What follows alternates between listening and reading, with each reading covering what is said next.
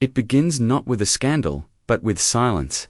The kind of silence that lingers after the last echo of applause has faded when cameras are gone, and the palace lights burn softly against the night. Somewhere beyond those guarded walls, two sisters carry a grief that is rarely spoken, but deeply felt. Before we dive in, there's something I need to share with you. Over the past few days, thousands have watched these stories unfold, but most haven't subscribed. If you're one of them, I invite you now to join us. Subscribe to Crownverse so you never miss the next chapter in this unfolding royal history.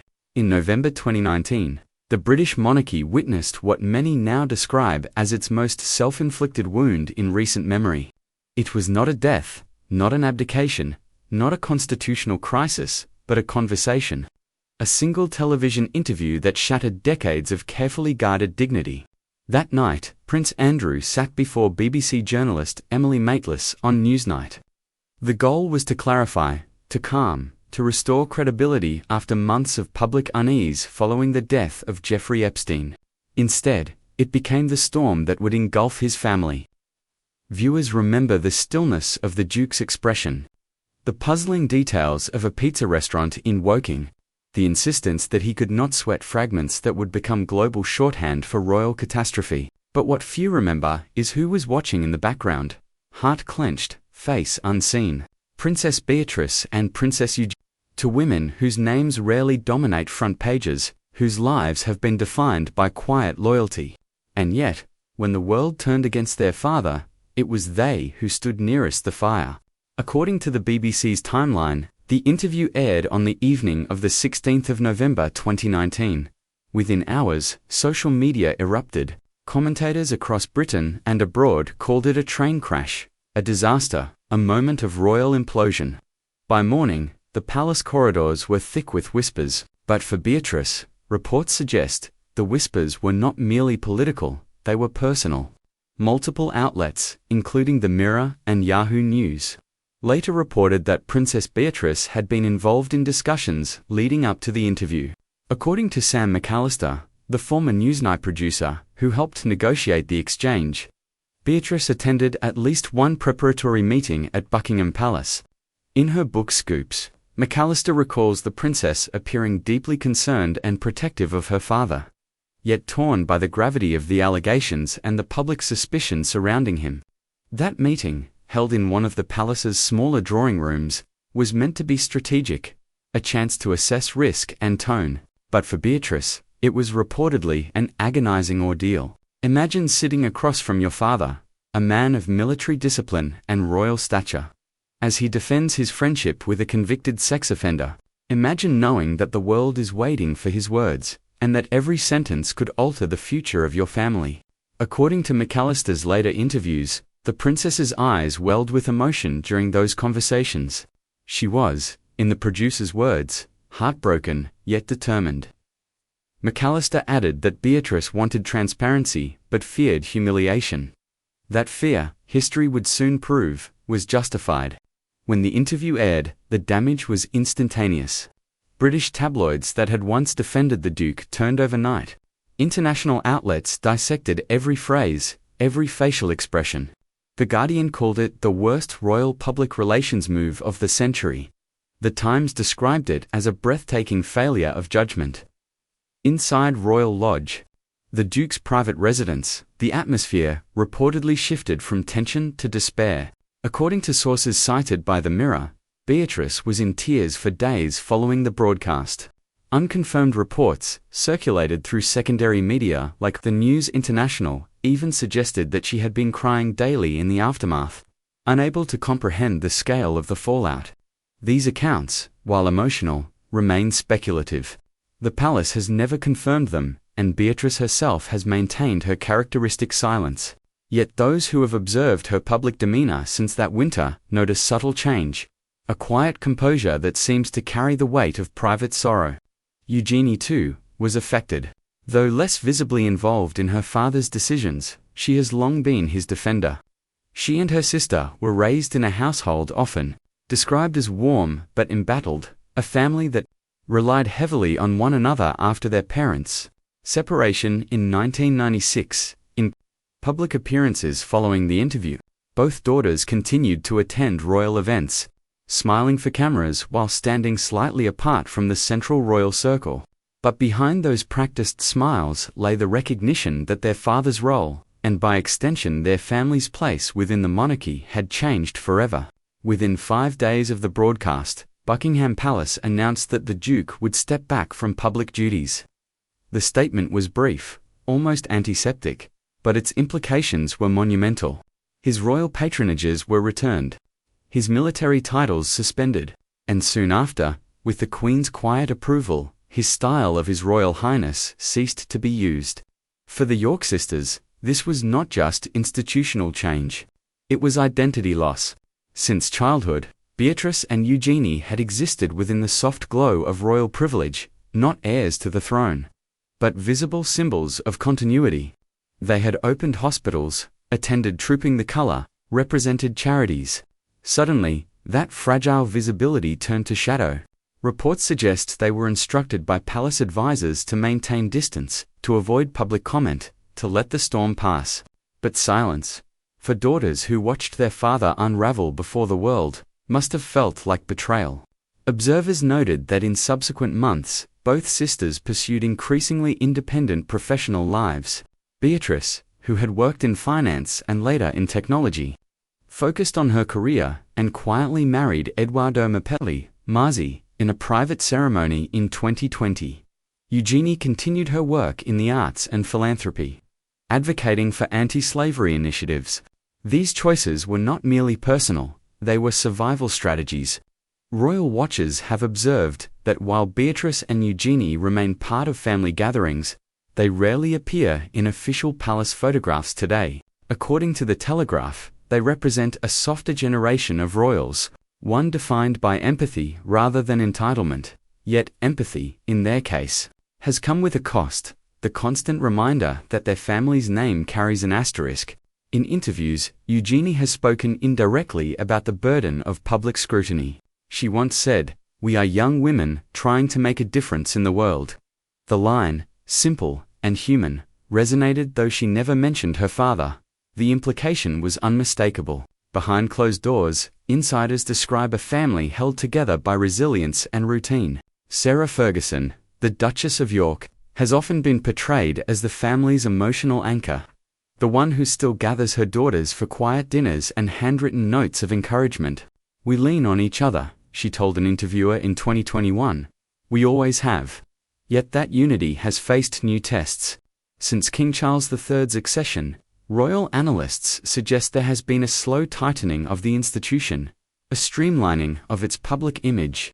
The slimmed-down monarchy, as British media have termed it, means fewer active royals, fewer public roles, and little room for controversy.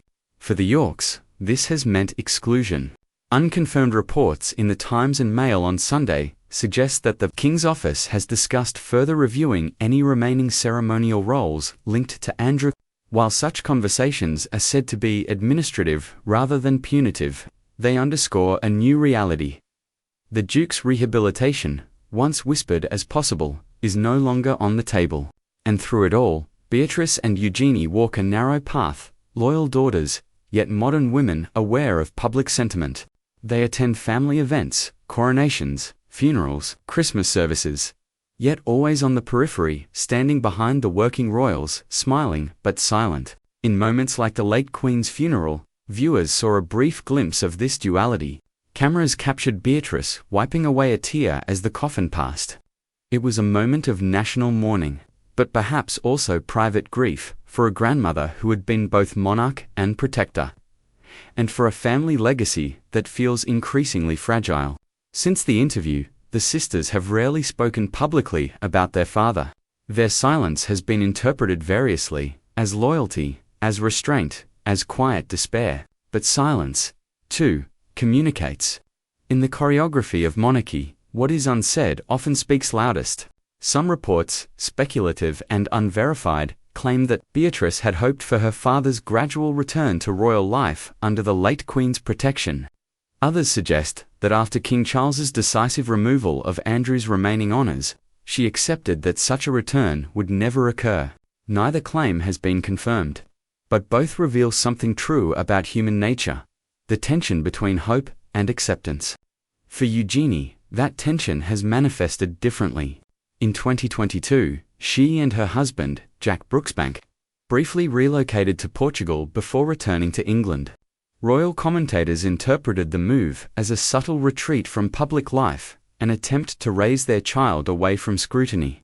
Friends described her as protective, realistic, and quietly heartbroken by the ongoing stigma attached to the York name. Again, these accounts remain speculative, but they fit the pattern of two sisters navigating the long aftermath of a public implosion, balancing private love with public consequence. In the years since the Newsnight interview, documentaries, dramatizations, and podcasts have revisited the story. Each time the focus falls on Andrew's words, his composure, his denial, his infamous lines. Rarely do they linger on the faces unseen behind the curtain, the daughters who watched, who warned, who wept. Yet perhaps theirs is the more revealing story. Beatrice, by temperament and upbringing, is introspective. Those close to her describe her as studious, loyal, almost painfully earnest. Eugenie, the younger, is described as open, compassionate, a bridge builder within the family. Together, they represent a quieter form of royalty, one defined not by ceremony, but by endurance. In that sense, they are the monarchy's conscience. The reminder that behind every gilded scandal lies a human cost. Reports suggest that both sisters maintain a close relationship with their cousin, Prince William, and that despite the strain between branches of the family, they have sought to remain connected to the institution. Some insiders even suggest that King Charles sees in them a model for the monarchy's future: discreet, dutiful, and modern. But for now, they remain unofficial, unranked, and unburdened by duty. Still, the shadow of 2019 lingers. Every time Andrew's name appears in a headline, whether about finances, property, or speculation of rehabilitation, the daughters are drawn back into the narrative. Their own accomplishments are eclipsed by their father's past. That is the tragedy of inherited consequence. And yet, in small gestures, they reclaim their agency. Beatrice reading to children at charity events. Eugenie speaking about modern slavery. Their voices, gentle but firm, serve as reminders that identity can survive scandal if one chooses integrity over denial. When asked once about her family's resilience, Eugenie said simply, "We're human. We make mistakes, and we move forward." It was a line that might have been dismissed as trite, except for the sincerity in her tone. Moving forward, however, is not the same as forgetting. The monarchy's memory is long, and so is the public's. The Newsnight interview, now approaching its 6th anniversary, remains a case study in miscalculation. Scholars of media and governance cite it as a warning about hubris, insularity, and the peril of underestimating public accountability. But within that broader lesson lies a smaller, quieter truth, that the fallout of scandal rarely ends with its perpetrator. It ripples outward, touching those who never spoke, never acted, but always loved. In recent months, renewed interest in Andrew's status, including reports of further title removals under King Charles, has reopened old wounds. The King's decisions, while institutionally necessary, are also familial. They are not merely administrative decrees. They are acts of separation within a bloodline that once prided itself on unity. For Beatrice and Eugenie, these developments mark a painful finality. Whatever vestiges of their father's former standing remained are now fading into history. What endures is the love of a family reshaped by humility, and a lesson about the fragility of privilege in an age of transparency. And yet, amid loss, there is continuity. Both sisters were present at the coronation of King Charles III in 2023. They smiled, they applauded, they stood respectfully at a distance, symbols of a monarchy in transition. To the casual observer, their composure was unremarkable. To those who knew the story behind their eyes, it was extraordinary. Royal life, for them, is now a balancing act between duty and detachment, between supporting the institution that condemned their father and preserving the love that defines them as daughters. It is said that grief never truly ends. It simply changes shape. In the York sisters, Grief has transformed into grace. The quiet endurance of women who have learned that survival within royalty is not about power, but about restraint. Tonight, as Windsor's lights dim and the echoes of public opinion fade into memory, one can almost picture them, two sisters, perhaps seated together by a window, reflecting not on the scandal itself, but on everything it cost. A title, a reputation, a peace of mind, and yet, also, a lesson that sometimes the price of silence is dignity, and that love, even when tested by scandal, can outlast shame.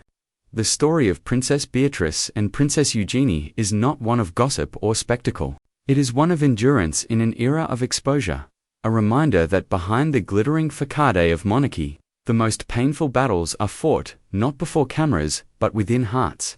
As the royal family continues to evolve under King Charles, history will remember the Newsnight interview as a turning point, but perhaps, someday, it will also remember the quiet grace of two daughters who bore its aftermath with courage and compassion. And so we end where we began, in silence, the kind of silence that follows not defeat, but survival. What do you think? Were Beatrice and Eugenie doomed to carry a burden that was never theirs to bear? Or can they still redefine what it means to be royal in the modern world?